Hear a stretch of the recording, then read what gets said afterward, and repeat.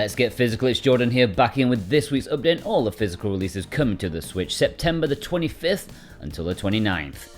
Fate/Samurai Remnant, I'm assuming is part of the Fate franchise, such as Stay Night, Extella, things like that. It's mildly confusing to my unanimated brain, but forget all that because this looks awesome. An action game with a big budget, at least Koei's idea of a big budget. It looks excellent if you can stomach Koei's action games. Loads of story, loads of action, loads of samurai ladies, that's all I need. And even though I may feel lost in the story about who the hell these people are, I don't care. I would definitely give this one a shot. It looks really nice. And our executive producer Feig has chosen this as their pick of the week.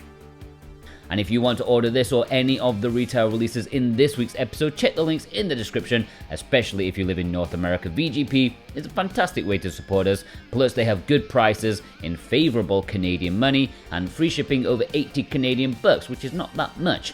And if you purchase anything with our links, you can be in with a chance of winning a $10 discount coupon each week. And this week's winner is Jason A. Congratulations, Jason. You'll get an email from VGP if you haven't already with your discount coupon. Thank you for your support.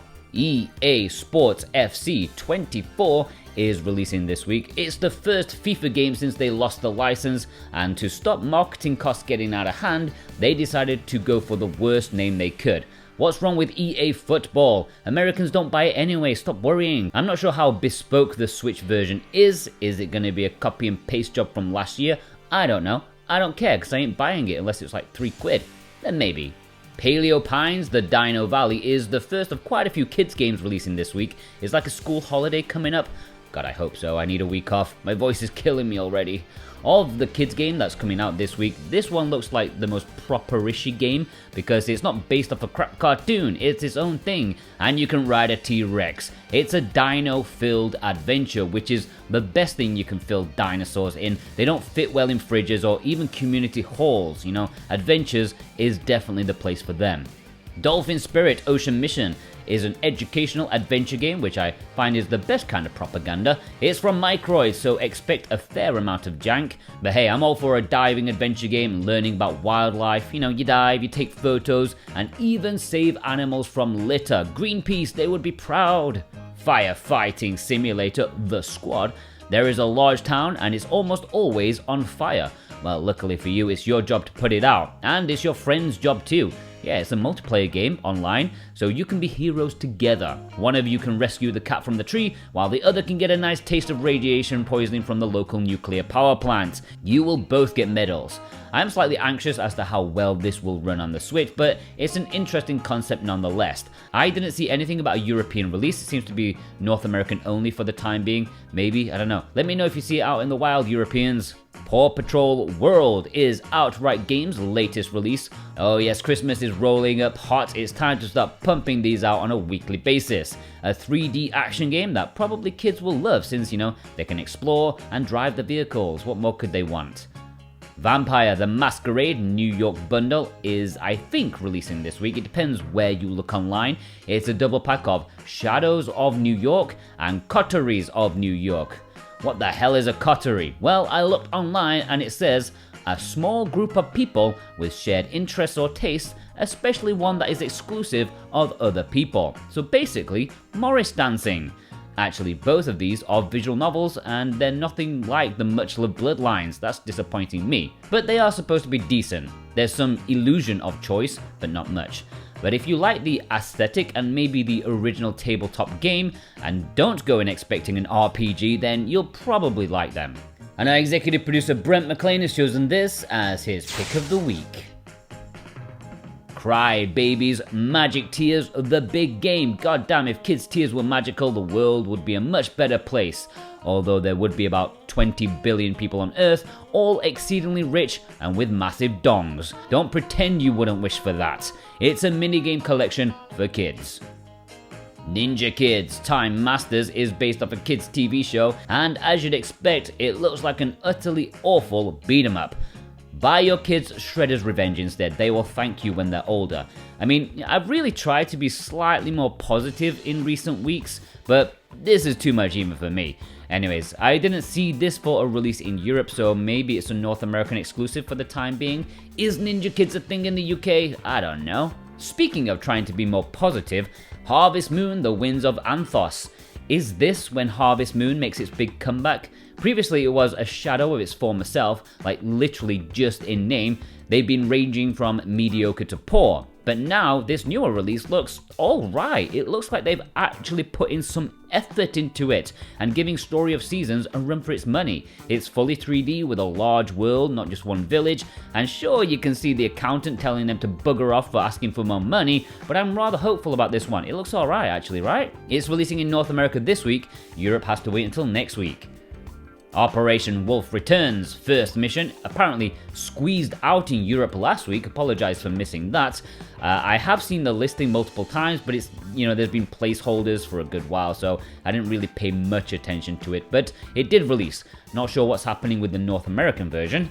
So this is a remake of a classic light gun shooter, not something I'm familiar or nostalgic for. Give me Silent Scope, Konami. That was awesome. I just completed it on the Dreamcast. Apparently the PS4 version has VR support, so that may be better, but I don't know. It feels kind of risky these days, like the House of the Dead remake, that wasn't super great to play, so I don't know. Do these have a place in today's modern society? And our executive producer, Robotech, has chosen this as his pick of the week. Q.U.B.E 10th anniversary is releasing in Europe at retail this week. You may remember that Limited Run did this in North America a while back, and I think they'll start shipping them out this week if they remember. But Europeans, well, it's a quick, cheap purchase from your usual retailer, that'll do. Really nice first-person puzzle adventure game, definitely recommended, even if the box art is truly woeful, like they didn't even try. Alright, the low print releases. Lost Ruins is Red Hot Games' latest Switch release, and I'm quite excited about this one since I saw it release on the eShop not too long ago, and I thought, man, I would love a physical release of this. Well, Red Hot Games made my dream come true. Well, this is your classic anime schoolgirl fighting demonic monsters. It's Castlevania with class. And Red Hot Games have an exclusive deluxe edition on their website, but only 300 copies of it. It's the same price as the standard edition, but comes with extra goodies and an exclusive cover.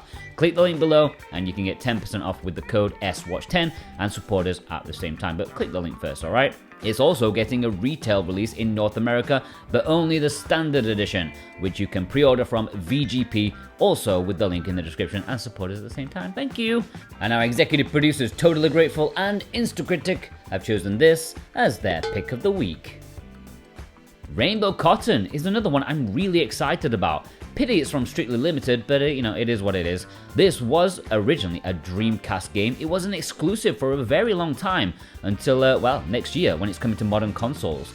It's a sequel of sorts to Panorama Cotton, the rail shooter, and some of you may be vaguely aware that I'm recently been playing a lot of Dreamcast games. I'm balls deep in making videos about them, and Rainbow Cotton, well, that's due soon, so I'll be playing it and making a video about it, but you will probably see that in about half a year's time because I'm making a nice backlog of videos.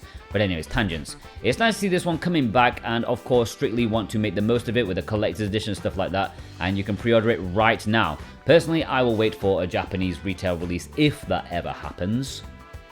Akupara Collection is Super Rare's latest Switch release, and it's a 3-in-1. And even more interesting, Super Rare have come to the rescue of Akupara.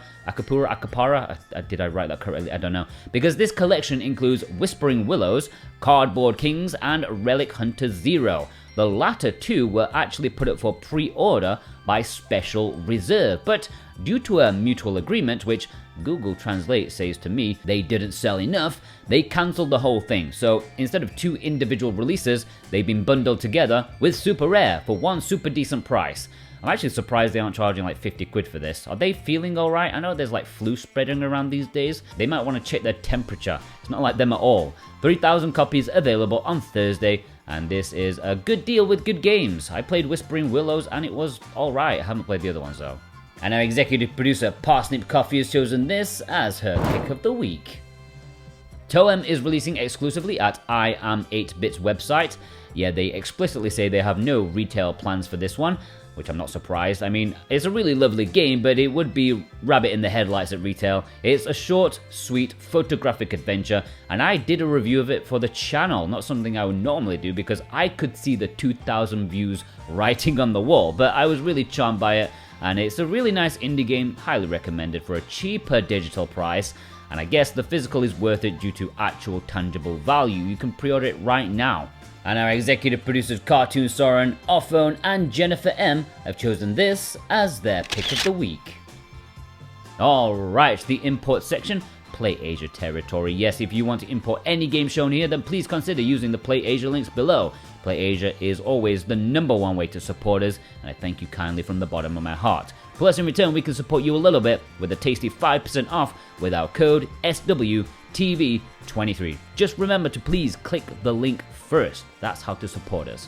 Infinity Strash, Dragon Quest, The Adventure of Dai is the big one this week, at least for me. I'm really excited about this action RPG. It's based on the manga and anime spin-off of Dragon Quest, but I'm told you don't need to know anything about that to enjoy it.